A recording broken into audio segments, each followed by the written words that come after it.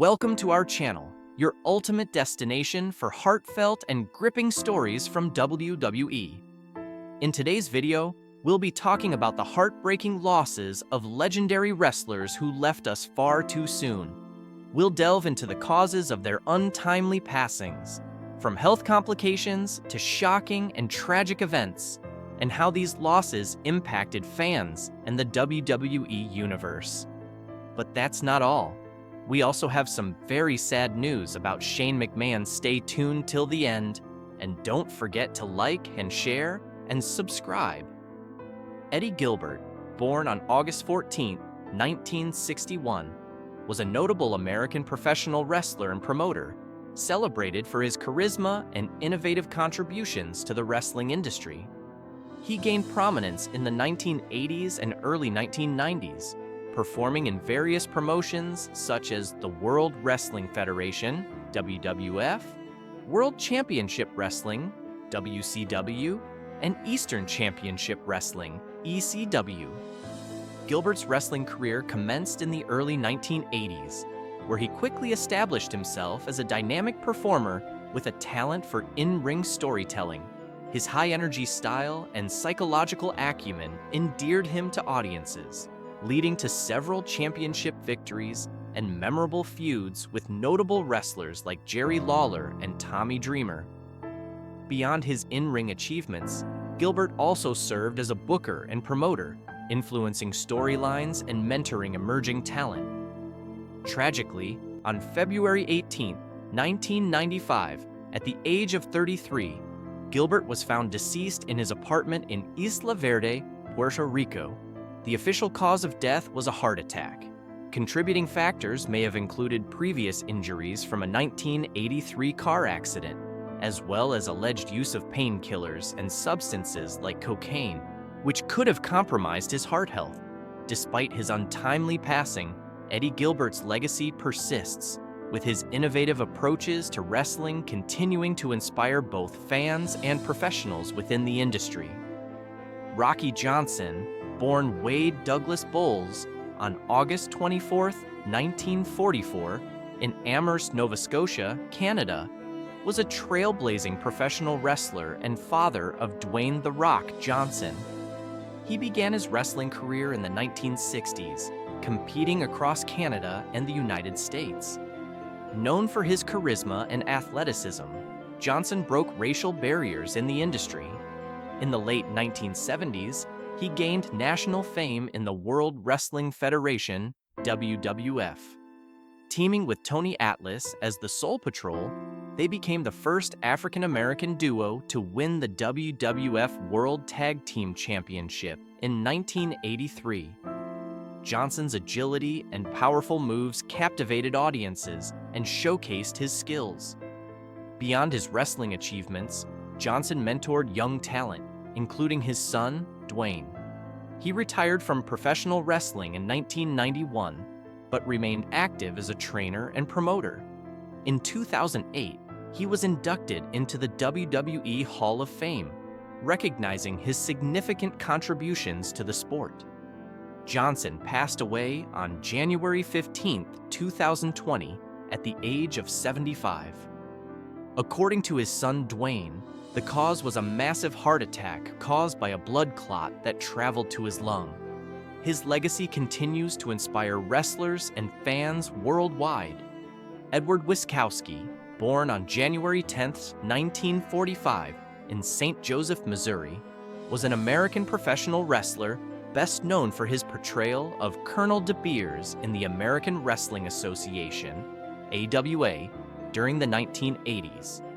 Trained by Harley Race and Lord Littlebrook, Wiskowski debuted in 1972 and gained prominence in the Pacific Northwest Territory, forming a successful tag team with Playboy Buddy Rose. Together, they captured multiple championships, including the NWA World Tag Team titles, San Francisco version. In the mid-1980s, Wiskowski adopted the controversial character of Colonel De Beers, portraying a pro-apartheid South African military officer. This persona led to notable feuds, particularly with Superfly Jimmy Snuka, where De Beers' overt racism was a central theme. Beyond the AWA, he competed in various promotions, including Herb Abrams' Universal Wrestling Federation. After retiring from active competition, Wiskowski and Buddy Rose operated a wrestling school in Portland, Oregon, from 2001 to 2006. He passed away on January 22, 2025, at the age of 80, following a brief recurrence of an illness. Wiskowski's portrayal of Colonel De Beers remains one of the most controversial characters in professional wrestling history, reflecting the industry's complex engagement with sensitive social and political issues. Harold Fitzgerald Hogue, known to wrestling fans as Ice Train and M.I. Smooth, was born on November 13, 1965, in Atlanta, Georgia. He began his professional wrestling career in 1990, gaining prominence in World Championship Wrestling, WCW, during the early 1990s. Debuting on July 7, 1993, under the ring name Ice Train, Hogue quickly made an impact with his impressive strength and agility. He formed the tag team Fire and Ice with Scott Norton in 1996, engaging in memorable feuds with teams like the Steiner Brothers. After a brief departure, he returned to WCW in 2000 as M.I. Smooth, serving as a limousine driver and enforcer for Ernest the Cat Miller. Beyond his in-ring career, Hogue was known for mentoring upcoming talent and contributing to the wrestling community. Tragically, Hogue passed away on January 23, 2024, at the age of 58. While the exact cause of his death was not officially disclosed, it was noted that he had been living with congenital heart disease, which prevented him from obtaining life insurance. His passing was mourned by family, friends, and fans worldwide, leaving behind a legacy of dedication and passion for professional wrestling. Malcolm Kirk, known professionally as King Kong Kirk, was a prominent English wrestler born on December 18, 1935, in Featherstone, West Yorkshire. He began his career in the 1960s, gaining recognition for his formidable size and strength, standing 6 feet 2 inches tall and weighing over 300 pounds. Kirk's aggressive style and powerful presence made him a notable figure in British wrestling, often cast as the villain in high-profile matches. A significant chapter in Kirk's career was his intense rivalry with Big Daddy, a beloved figure in British wrestling. Their matches drew large audiences, captivated by the dramatic clashes between the two heavyweights.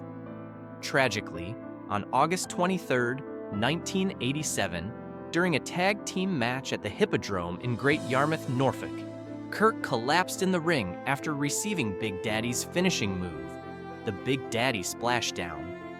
Despite immediate medical attention, he was pronounced dead at the age of 51. An autopsy revealed that Kirk had a pre-existing heart condition, including evidence of 6 prior, undetected heart attacks. The official cause of death was a massive heart attack, which may have occurred even before the final move was executed. Kirk's untimely passing highlighted the physical risks inherent in professional wrestling and left a lasting impact on the wrestling community. He is remembered as a powerful competitor who significantly contributed to the rich history of professional wrestling. Howard Finkel, born on June 7, 1950, in Newark, New Jersey, was a legendary ring announcer best known for his work with World Wrestling Federation, WWF, now World Wrestling Entertainment, WWE. He began his career with the company in 1975 and became its first official employee in 1980. Finkel's distinctive voice and enthusiastic delivery made him a fan favorite, particularly his iconic announcement of "and new" during title changes. He played a crucial role in numerous high-profile events, including WrestleMania, enhancing the grandeur of these spectacles. Beyond his announcing duties, Finkel contributed to various aspects of wrestling, including writing and producing. He was instrumental in developing the WWE Hall of Fame, honoring the contributions of various wrestlers. His impact on the wrestling world was profound, earning him a reputation as one of the greatest ring announcers in history. In recognition of his contributions, he was inducted into the WWE Hall of Fame in 2009. Finkel passed away on April 16, 2020, at the age of 69. While the exact cause of his death was not officially announced, it was reported that he had been in poor health for several years prior to his passing, including suffering a stroke in February 2019. His contributions to wrestling continue to be remembered and celebrated by fans and peers alike, ensuring that his spirit lives on in the sport he loved. Matthew Anoa'i, known professionally as Rosie, was an American professional wrestler born on April 7, 1970, in San Francisco, California. As a member of the esteemed Anoa'i wrestling family, he was the son of Sika Anoa'i and the older brother of Roman Reigns. Rosie began his wrestling career in 1995, initially competing in various independent promotions. In 2002, he signed with World Wrestling Entertainment, WWE, where he gained prominence as part of the tag team 3 Minute Warning alongside his cousin, Jamal, later known as Umaga. Following this, he teamed up with the Hurricane, adopting a superhero persona that resonated with fans. The duo achieved success by capturing the World Tag Team Championship. After departing WWE in 2006, Rosie continued to wrestle on the independent circuit and engaged in training upcoming talent. In January 2014, he was hospitalized due to congestive heart failure and atrial fibrillation. Despite medical efforts, Rosie passed away on April 17, 2017, in Pensacola, Florida, at the age of 47, due to complications related to congestive heart failure. His legacy endures through his contributions to professional wrestling and the ongoing prominence of the Anoa'i family in the sport. Darren Drozdov, known professionally as Droz, was a multifaceted athlete who made his mark in both professional football and wrestling. Born on April 7, 1969, in Mays Landing, New Jersey, he showcased his athletic prowess early on as a defensive tackle for the University of Maryland. His football career included stints with the Denver Broncos, Philadelphia Eagles, and New York Jets. Notably, he earned the nickname Puke after a memorable incident where he vomited on the football during a Monday Night Football game. Transitioning to professional wrestling in 1998, Droz joined the World Wrestling Federation, WWF. He was recognized for his edgy persona and versatility in the ring. However, his wrestling career was tragically cut short in October 1999 due to a severe neck injury sustained during a match, which left him paralyzed from the neck down. Despite this life-altering event, Droz remained resilient, contributing to the wrestling community through writing and commentary. On June 30, 2023, Darren Drozdov passed away at the age of 54. His family attributed his death to natural causes. Droz's legacy is one of determination and passion, inspiring many within and beyond the wrestling world. Chris Markov, born Risto Zelivarov on March 1, 1938 in Yugoslavia, was a prominent professional wrestler during the 1960s and 1970s. Raised in Minneapolis, Minnesota, he began his wrestling career in 1963, quickly establishing himself in the American Wrestling Association, AWA. Managed by Professor Steve Druck, Markov formed a notable tag team with Harley Race, capturing the AWA World Tag Team Championship in January 1967. Their reign lasted until November 1967, when they were defeated by Pat O'Connor and Wilbur Snyder. Throughout his career, Markov portrayed the Macedonian Madman, a villainous character that resonated with audiences. He competed in various promotions, including the World Wrestling Association, WWA, where he teamed with Angelo Poffo as the Devil's Duo, securing the WWA World Tag Team Championship twice. In Championship Wrestling from Florida, he won the NWA Florida Tag Team Championship in 1969 and 1972. Markoff also found success in NWA Hollywood Wrestling, holding the NWA America's Tag Team Championship with Bronco Lubitsch and the NWA Pacific Coast Heavyweight Championship 3 times. In 1972, during a tour in Japan with the Japan Wrestling Association, Markoff was involved in a real-life altercation with Apache Bull Ramos, resulting in significant injuries to both men. After retiring from active competition in 1993, Markoff's legacy continued to influence the wrestling community. He passed away on February 10, 2024, after suffering a stroke in January. His contributions to professional wrestling, particularly in the tag team division, remain celebrated by fans and peers alike. Shane McMahon, a name synonymous with high-flying daredevil stunts and iconic moments in the squared circle, is a unique figure in professional wrestling. He wasn't just the son of Vince McMahon, the chairman of WWE. He carved out a legacy that goes beyond his family ties, becoming one of the most thrilling and fearless personalities the wrestling world has ever known. From diving off steel cages to defying the laws of gravity, Shane McMahon turned WWE into a platform for unimaginable risk-taking. While his journey has been filled with triumphs and challenges, including health issues and injury setbacks, his impact on the wrestling industry remains undeniable. This article takes a closer look at Shane McMahon's early life, his rise within WWE, his unrelenting passion for entertainment, the injuries he has sustained, and what might be next for the beloved Shane O'Mac. So, let's dive into the story of a man who redefined risk-taking in the ring and pushed the limits of what was possible in professional wrestling. Shane McMahon's early life. Growing up in the McMahon dynasty. Shane McMahon was born on January 15, 1970, into one of the most influential families in the world of professional wrestling, the McMahon family. Growing up in the WWE ecosystem, he was surrounded by wrestling royalty, with his father, Vince McMahon, at the helm as chairman and CEO of WWE. His mother, Linda McMahon, also played a crucial role in the company's success, becoming a respected businesswoman in her own right.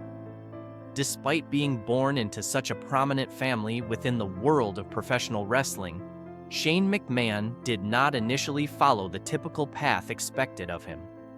Rather than immediately jumping into the ring, Shane focused on his education.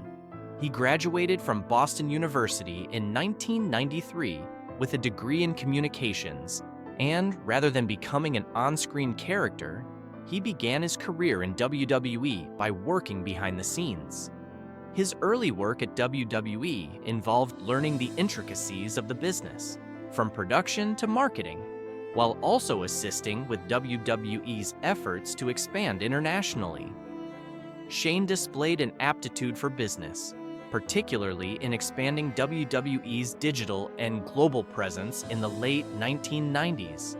It was clear that he had a keen sense of WWE's potential, but wrestling was in his blood, and eventually, he couldn't resist the allure of stepping into the ring himself.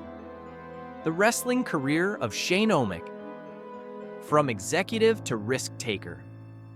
Shane McMahon made his official in-ring debut in 1998, a time when the WWE was in the midst of the Attitude Era, a period that was characterized by edgier content and more aggressive storylines. He wasn't just another wrestler on the roster. Shane was determined to prove that he was more than Vince McMahon's son. His fearlessness and willingness to take insane risks quickly set him apart. One of the first major moments in his wrestling career came when he became involved in high-profile feuds with some of the biggest names in WWE at the time, including The Rock, Stone Cold Steve Austin, and Degeneration X. However, what truly set Shane apart was his daredevil style in the ring. Whether it was climbing to the top of a steel cage, leaping off scaffolding, or enduring brutal chair shots, Shane's approach to matches was built on an uncompromising desire to entertain and excite fans. In 2001, Shane's match with Kurt Angle at King of the Ring became a defining moment of his career. Shane was thrown through a glass pane during a street fight, and though the match was grueling, it was a testament to Shane's resilience and willingness to sacrifice his body for the sake of entertainment. The Shane O'Mac persona began to take shape in the years that followed, with his high-flying moves and dangerous stunts continuing to captivate fans worldwide. Perhaps the most memorable match in Shane's career came at WrestleMania 32 in 2016.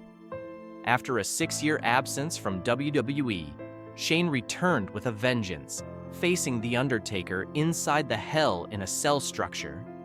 In a jaw-dropping moment, Shane McMahon leapt from the top of the 20-foot-high steel cage, crashing through the table below. Though he did not win the match, the moment itself remains one of the most talked-about events in wrestling history, further solidifying his reputation as a risk-taker. Over the years, Shane also captured titles, including the European Championship and the Hardcore Championship. While his championship reigns were significant, it was his insane stunts and wild energy that truly defined his legacy. These moments were what fans cherished the most, as Shane repeatedly demonstrated that he was willing to put his body on the line for the entertainment of others. Health struggles and challenges. The toll of high risks. While Shane McMahon's willingness to put himself in peril made for great moments in the ring, it also took a significant toll on his body. Shane's body endured countless injuries over the years due to his daredevil style, and these injuries became a major part of his career narrative. His matches often featured brutal spots, such as falls from great heights, devastating chair shots, and hard impact moves that would leave many wrestlers sidelined for good. In 2017, during a match at Survivor Series, Shane suffered a real concussion after a brutal spear from Roman Reigns. For fans watching live, it was a terrifying moment when Shane appeared dazed and confused.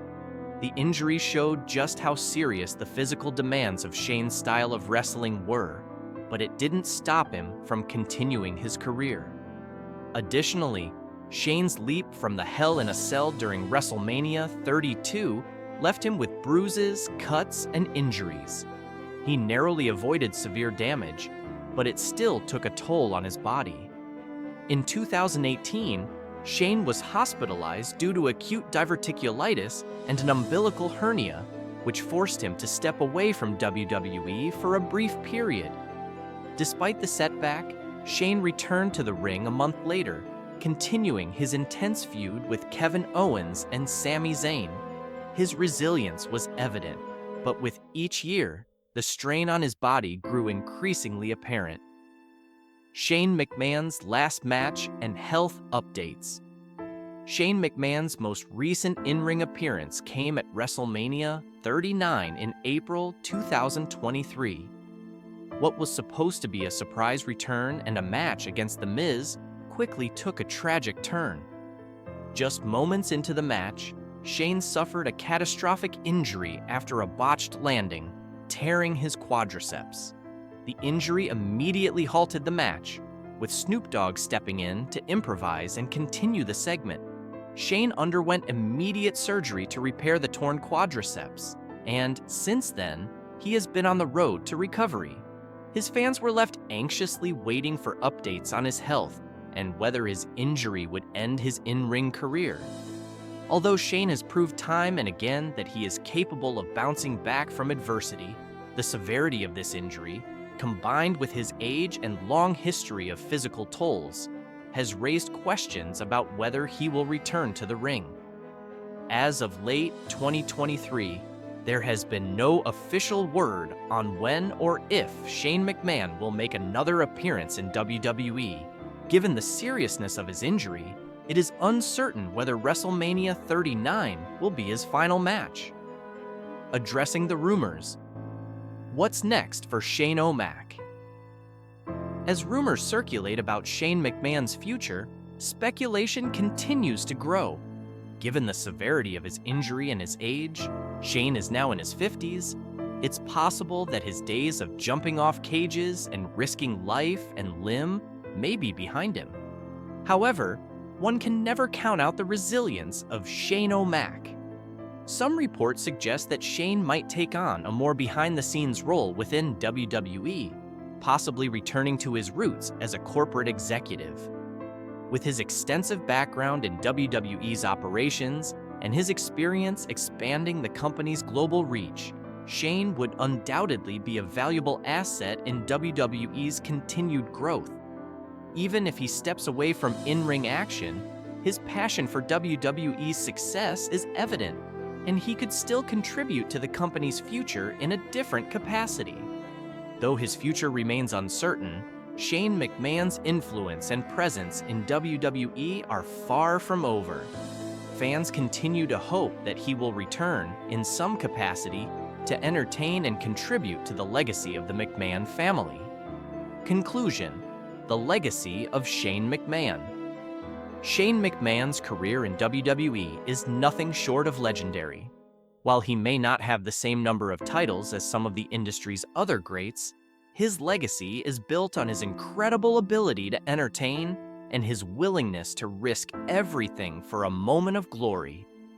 Shane's passion for entertaining the fans, his high-flying daredevil stunts, and his unmatched resilience have made him one of the most beloved figures in WWE history. As Shane McMahon recovers from his most recent injury, his fans are left wondering whether they will see him again in the ring. However, regardless of whether he makes a return, Shane O'Mac's legacy is etched in WWE history, and his impact on the business will be felt for generations to come. Whether as an in-ring performer or behind the scenes, Shane McMahon has proven time and again that he is a true force in WWE. His journey has been filled with highs and lows, but through it all, he has shown that sometimes the most important moments are not just about winning titles, but about pushing the limits of what is possible. And that is a legacy that will never be forgotten.